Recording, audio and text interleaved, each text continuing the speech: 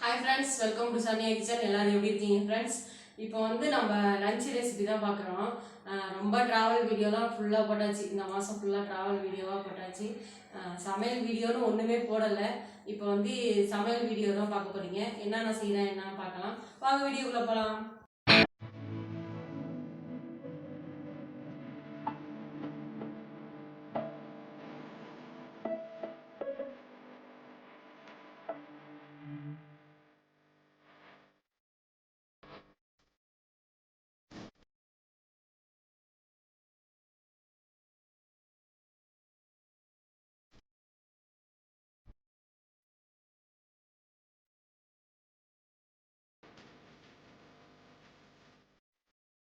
இப்போ வந்து சாம்பார் தான் செய்ய போகிறோம் ஃப்ரெண்ட்ஸ். இன்னைக்கு ஃப்ரைடேவா, அதனால சாம்பார், வெண்டைக்காய் பொரியல், அப்புறம் வந்து ரசம், அவ்வளோதான் ஃப்ரெண்ட்ஸ். ஆல்ரெடி வந்து லஞ்ச் ரெசிபி போட்டிருக்கேன்.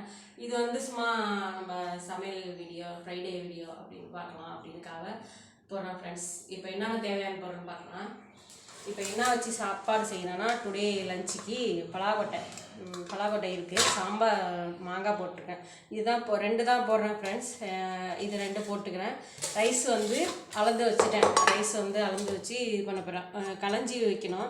அரிசி களைஞ்சி வச்சுட்டு குக்கரில் வேக வச்சு பருப்பும் வேக வச்சுட்டு பார்க்கலாம் ஃப்ரெண்ட்ஸ்.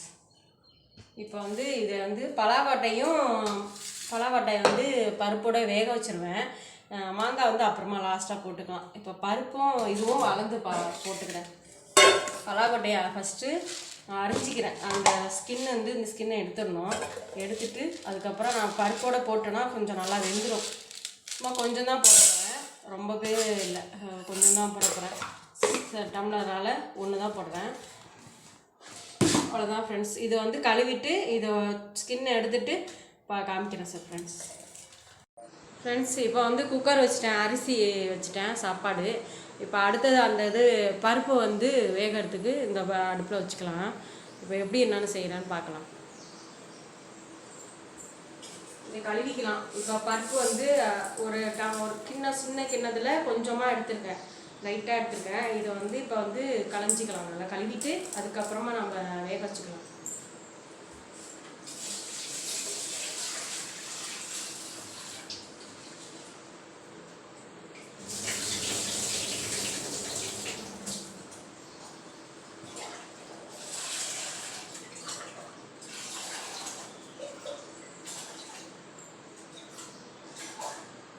அவ்வளோதான். அரிசி வந்து பருப்பு வந்து அரிசி போட்டு பருப்பு களைஞ்சி வச்சுட்டேன். மஞ்சள் தூள், எண்ணெய், பெருங்காயம் போட்டுட்டோம்.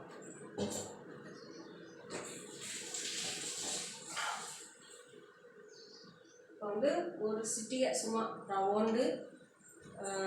துளியோண்டு மஞ்சள் தூள்,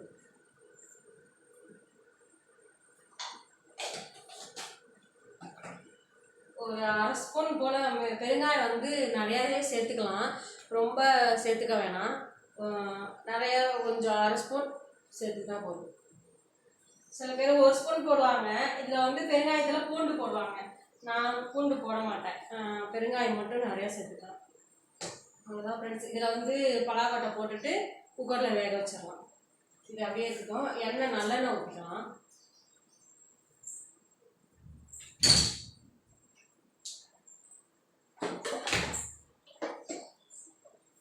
நல்லெண்ணா ஒரு 2 ஸ்பூன் ஊற்றிக்கலாம். சும்மா கொஞ்சம் வந்து ஊற்றிக்கலாம். அவ்வளோதான் ஃப்ரெண்ட்ஸ். இப்போ பலாக்கொட்டை வந்து அந்த ஸ்கின்னை எடுத்துட்டு அதிலே போட்டுடலாம். ஏன்னா சீக்கிரம் வேகும், அதனால் கொஞ்சம் போட்டுக்கலாம் ஃப்ரெண்ட்ஸ்.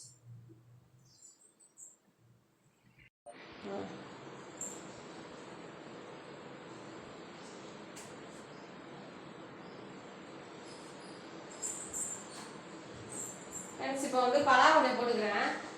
பருப்புக்கு வந்து பலாக்கொட்டை அரைஞ்சினா பலாக்கொட்டையும் மாங்காவும் அரைஞ்சாச்சு. இப்போ வந்து அதை ஃபுல்லாக வேக வச்சுக்கணும். இது ஃபுல்லாக அப்படியே வேக வச்சுட்டு மாங்காய் வந்து கடைசியாக போட்டுக்கலாம். இப்போ வந்து இது ஃபுல்லாக வேக வச்சுக்கலாம்.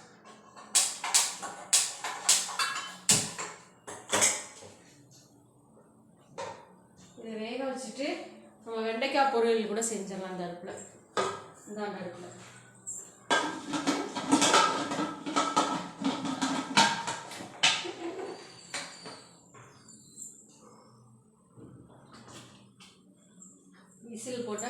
போட்டாச்சு. கடப்பருப்பு அரிசி கொஞ்சம் ஒரு 6 விசில் வரலாம், 5லேருந்து 6 விசில் வரலாம் ஃப்ரெண்ட்ஸ். இப்போ வந்து வேகட்டும், வெந்த பிறகு பார்க்கலாம். இப்போ நம்ம வந்து எண்ணெய் சட்டி வந்து வெண்டைக்காய் பொரியல் பண்ணிக்கலாம்.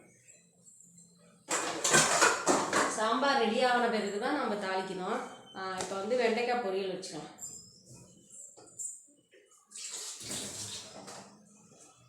இதுலேயே இந்த இடத்துல வெண்டைக்காய் பொரியல் வச்சிடலாம். வெண்டைக்காய் வறுத்துட்டு அதுக்கு வெங்காயம் வெண்டைக்காய்லாம் அரிஞ்சு வச்சுருக்கேன், அதை எடுத்து செஞ்சிட்டோம்னா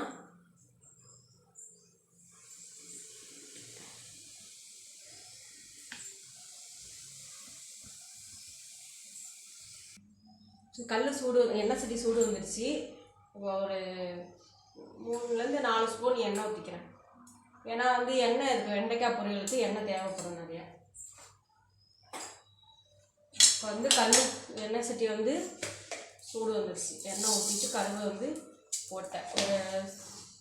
ஒரு 1/2 ஸ்பூன் போட்டுக்கலாம் போதும். கடுகு பொரிட்டோம். கடுகு பொரிஞ்சோன்னே நம்ம வந்து வதக்கிக்கலாம்.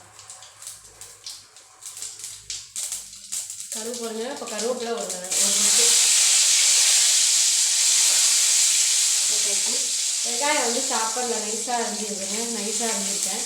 இதை வந்து போட்டுக்கலாம்.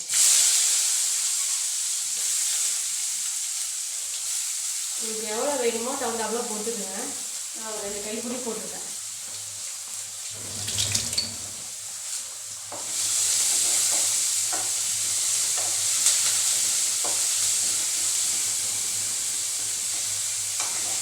ஏன்னா கொஞ்சம் தான் வெண்டைக்காய், அதனால் ரொம்ப போடல. நான் சும்மா கொஞ்சம் தான் போடுவேன், கொஞ்சம் தான் போட்டிருக்கேன். வெண்டைக்காய் தெரியுதா? வெண்டைக்காய் கொஞ்சம் தான் போட்டிருக்கேன். வெங்காயமும் கொஞ்சம் தான் போட்டிருக்கேன். இப்போ வெண்டைக்காய் வந்து கொஞ்சம் தான் போட்டிருக்கேன், கொஞ்சம் தான் இருக்குது, கொஞ்சமாக வெண்டைக்காய் போட்டிருக்கேன். இதை அப்படியே நல்லா ஃப்ரை பண்ணணும். எண்ணெயிலே ஃப்ரை பண்ணிவிட்டு தூள் உப்பு வேணாலும் போட்டுக்கலாம். இதில் வந்து இல்லை கல் உப்பு வேணாலும் போட்டுக்கணும். ஏன்னா கல் உப்புனா கரையிறதுக்கு லேட்டாகும், தூள் உப்பு கூட போட்டுக்கலாம்.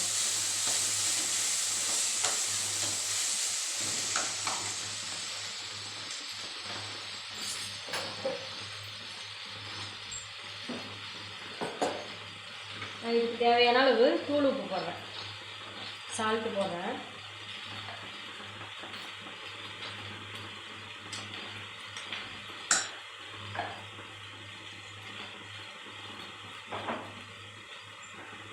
கொஞ்சமாக சால்ட்டு போட்டிருக்கேன்.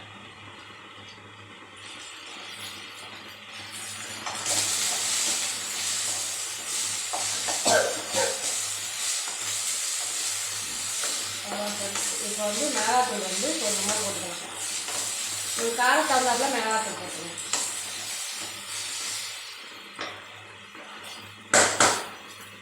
அந்த வந்து கொலக்கலப்பு போகணும், அதனால் கொஞ்சம் எண்ணெய் நிறையாவே ஊற்றிக்கணும்.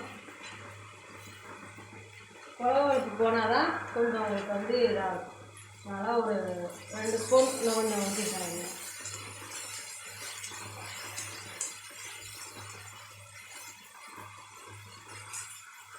கொலக்கலப்பு போனால் கொஞ்சம் நல்லா இதாக இருக்கும். இல்லைன்னா உங்களுக்கு அதோட இது பண்ணிங்கன்னா கொஞ்சம் டேஸ்ட்டு இதாக இருக்கும், கொலக்கலப்பாகவே இருக்கும்.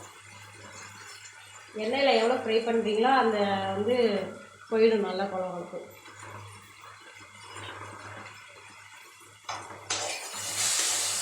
வந்து நல்லா இதாகிடுச்சுங்க, கலர் சேஞ்ச் ஆகிடுச்சு, நல்லா கோல்டன் ப்ரௌன் கலர் வந்துடுங்க.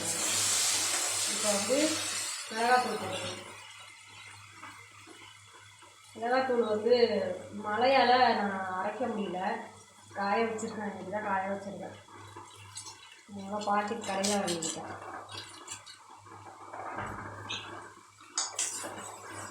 ஏன்னா ரொம்ப ஒரு வாரமாகவே மழை, ரொம்ப இதாக இருக்கும். மானம் அப்பாவே இருக்கிறது, மழையாக இருக்கிறது, அப்படியே இருந்துச்சு. இப்போ வந்து கொஞ்சம் வெயில் இருக்குது, அதனால இப்போ மிளகா மல்லி எல்லாமே காய வச்சுருக்கேன்.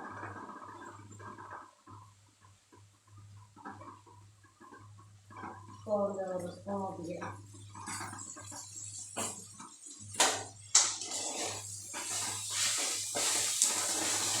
எண்ணெயில் எவ்வளோ ஃப்ரை பண்ணுறீங்களோ அதை வந்து அவ்வளோவா நல்லா வதங்குவோம். அவ்வளோதான். இதுக்கு மேலே சிம்மில் வச்சுருங்க, நெடி ஏறும். அவ்வளோ அப்படியே சிம்மில் இருக்கட்டும். வெண்டைக்காய் எல்லாமே மிளகாத்தூள் உப்பு போட்டாச்சு. அப்படியே சிம்மிலேயே இருக்கட்டும்.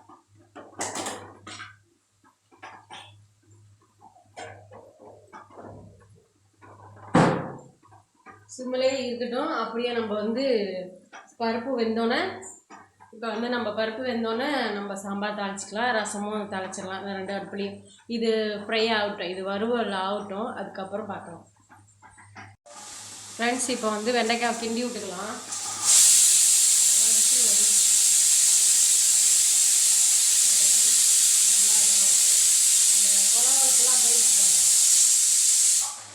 மிளகாலாம் போயிட்டு வருங்க.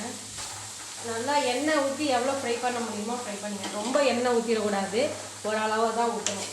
நான் ஊற்றினேன்னா அதேமாரி மெத்தடில் ஊற்றினீங்கன்னா நல்லா இருக்கும் ஃப்ரெண்ட்ஸ். சூப்பராக இருக்கும் வெண்டைக்காய். இது மோர் சாதத்துக்கு, ரச சாதத்துக்குலாம் சூப்பராக இருக்கும். அவ்வளோதான் ஃப்ரெண்ட்ஸ். மிளகாத்தூள் போதும். உங்களுக்கு காரம் தகுந்தாப்புல போட்டுங்க. எங்களுக்கு மிளகாத்தூள் காரம் போதும். உங்களுக்கு வேணுன்னா காரம் கம்மியாகவோ கூட போட்டுருங்க. இது நல்லா அப்படியே நல்லா சுண்டட்டும். கொஞ்சம் லைட்டாக சுண்டுனா நல்லாயிருக்கும். சுண்ட பிறகு பார்க்கலாம் ஃப்ரெண்ட்ஸ்.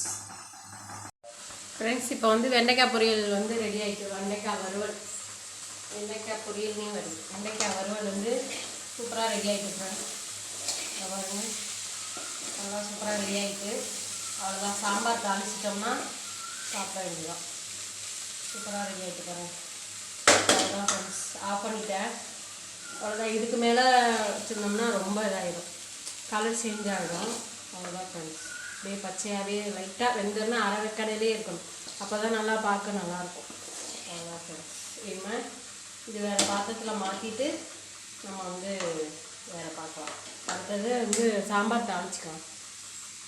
அவ்வளோதான். இது முடிஞ்சிடுச்சு ப்ராசஸ்ஸு. இப்போ வந்து மூடி வச்சுட்டு சாம்பார் ஸ்டீம் அடங்கட்டும். இப்போ தான் நிப்பாட்டியிருக்கேன். ஸ்டீம் அடங்கட்டும். ஸ்டீம் அடங்கின பிறகு பார்க்கலாம். இப்போ வந்து ரசத்துக்கு வந்து ரெடி பண்ணியிருக்கோம் ஃப்ரெண்ட்ஸ். இப்போ வந்து ரசத்துக்கு இப்போ வந்து மஞ்சத்தூளும் உப்பு, தக்காளி, கருவேப்பிலை, கொத்தமல்லி, மிளகு, சீரகம் எல்லாமே போட்டுக்கலாம். கொஞ்சமாக மஞ்சத்தூள், இப்போ கருவேப்பிலை, கொத்தமல்லி போட்டுக்கலாம். இது வந்து சாம்பாருக்கு எடுத்து வச்சுருக்கேன்.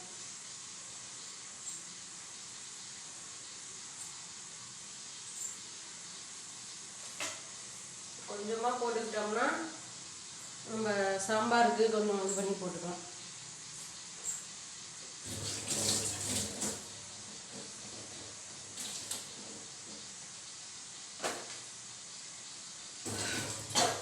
இப்போ சாம்பாருக்கு கருவேப்பிலை, கொத்தமல்லி, தக்காளி, ஒரு தக்காளி பாருங்க. சின்னதாக எடுத்துக்கணுன்னா எடுத்துக்கோங்க. நான் கொஞ்சம் பெருசாகவே வச்சுருக்கேன்.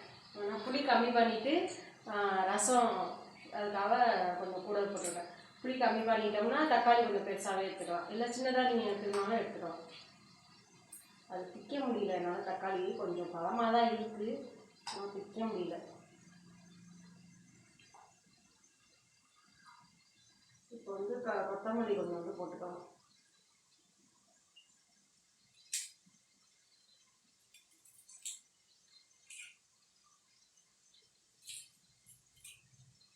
கொத்தமல்லி கொஞ்சம் வந்து போட்டுக்கிட்டேன். கருவேப்பிலை ஒரு 2 கொத்து, மிளகு, சீரகம், பூண்டு எடுத்து வச்சுருக்கேன். இப்போ அதையும் போட்டுக்கலாம். அரைச்சிட்டு வந்து பார்த்து போட்டுக்கலாம். உப்பு தேவையான அளவு இருக்குது. இதுக்கெல்லாம் கல் உப்பு தான் போடுவேன். அந்தமாரி ஏதாவது வேறு ஏதாவது ஐட்டம்னா சால்ட் போடுவேன். அந்த இதுக்கெல்லாம் கல் உப்பு தான் சேர்த்துவேன். அவ்வளோ கொஞ்சமாக போட்டுங்க. நம்ம ஒரு சும்மா இந்த இதுலேருந்து ஒரு 2 பேருக்கு தான் ரசம் வைக்கிறேன். ரொம்ப வைக்கல. எல்லாமே சமையல 2 பேருக்கு தான் சமைக்கிறேன். ஏன்னா வந்து மீந்து போயிடுது. 2 பேருக்கு கரெக்டாக செஞ்சிட்டோம்னா அதே 4 பேர் ஊற்றிக்கிற மாதிரி இருக்கும். அதனால் சும்மா கொஞ்சம் ஒன்று தான் வைக்கிறேன். இப்போ வந்து ரசம் ரெடி ஆகிட்டு, இப்போ மிளகு சீரகம் பூண்டு வச்சுட்டா மிளகு சீரகம் வச்சுக்கலாம்.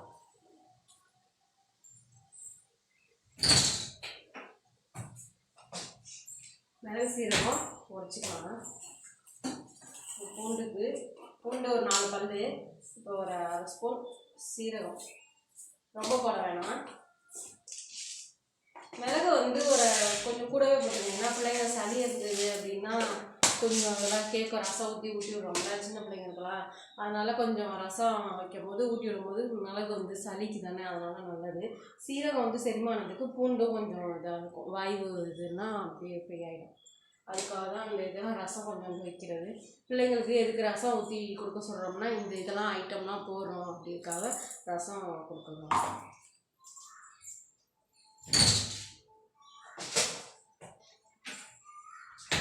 இப்போ வந்து உடச்சிக்கலாம் ஃப்ரெண்ட்ஸ். இதை உடச்சிட்டு மிளகு சீரகம் உடச்சிட்டு சாம்பார் தாளிச்சிடும்.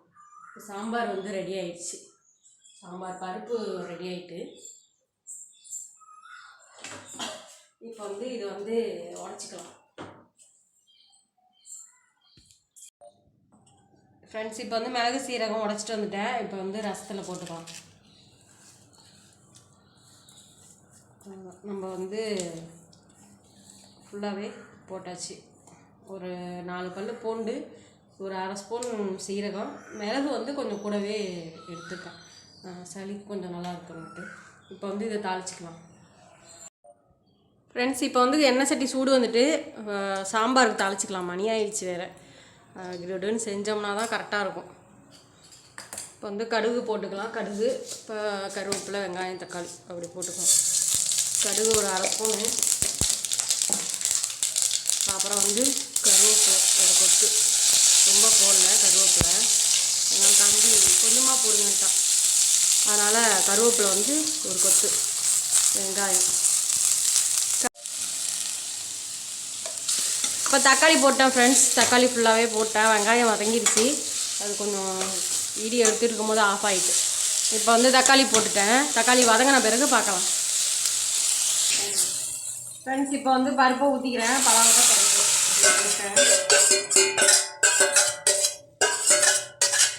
இத்தனை விசில் வந்ததே பருப்பு வேக போகும். கடை பருப்பு கொஞ்சம் லேட்டாக தான் ஆகும் வேகிறதுக்கு. இப்போ வந்து அதை அப்படியே கொதிக்கிட்டோம். நம்ம வந்து தேவையான அளவு தண்ணி ஊற்றிட்டு கொதிக்கிட்டோம். தேவையான அளவு தண்ணி ஊற்றிட்டேன். அப்படியே கொதிக்கிட்டோம். உப்பு போட்டுக்கலாம். உப்பு தேவையான அளவு உப்பு போடுறேன். அவ்வளோதான், கொஞ்சமாக போட்டேன். 1 ஸ்பூன் எண்ணெய் ஊற்றிருக்கேன் ஃப்ரெண்ட்ஸ். ரொம்ப வேணாம் ரசத்துக்கு, ஆனால் ரொம்ப எண்ணெய் ஊற்றினோம்னா மிதக்கும். கல் காஞ்சிச்சு ஏற்கனவே, எண்ணெய் சட்டி சூடு வந்துட்டு, அதனால் கடுகு போட்டேன். கடுகு, மிளகா 2 காஞ்ச மிளகா 2 அப்படியே கிள்ளி போட்டேன்.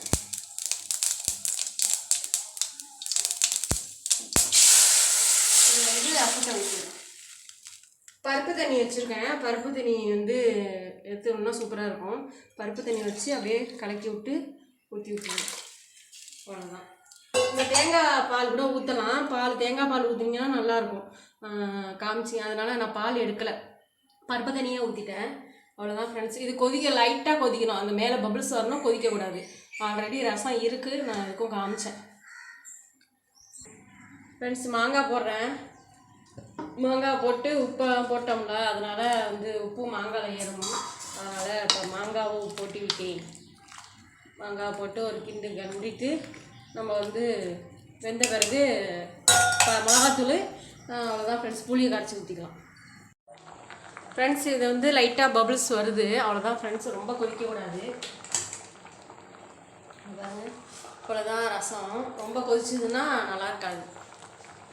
இப்போ வந்து சாம்பாரும் ரெடி ஆயிடுச்சு ஃப்ரெண்ட்ஸ். சாம்பார், ரசம், வெண்டைக்காய் பொரியல், சாதம் எல்லாம் சூப்பராக ரெடி ஆயிடுச்சு. இப்போ வந்து நம்ம வந்து மிளகாத்தூள் போட்டுக்கலாம். அதில் நம்ம கொஞ்சமாக மிளகாத்தூள் போட்டுக்கலாம். மிளகாத்தூள் போட்டுக்கிட்டோம்னா புளியை கரைச்சி ஊற்றிட்டோம்னா கரெக்டாக போயிடும். அவ்வளோதான் ஃப்ரெண்ட்ஸ். வந்து மிளகாத்தூள் போட்டுக்கலாம். கொஞ்சமாக உங்களுக்கு காரத்தை தகுந்தாப்புல மிளகாத்தூள் போட்டுக்கோங்க. நான் புளி கரைச்சி ஊற்ற போகிறேன்னா அதனால் எப்படி இருக்குன்னு பார்த்துட்டு நம்ம மிளகாத்தூள் போட்டுக்கலாம். புளி கரைச்சி வச்சுருக்கேன். இந்த பாருங்க புளி கரைச்சி வச்சுருக்கேன், அப்படியே எல்லாத்தையும் ஊற்றிடுறேன்.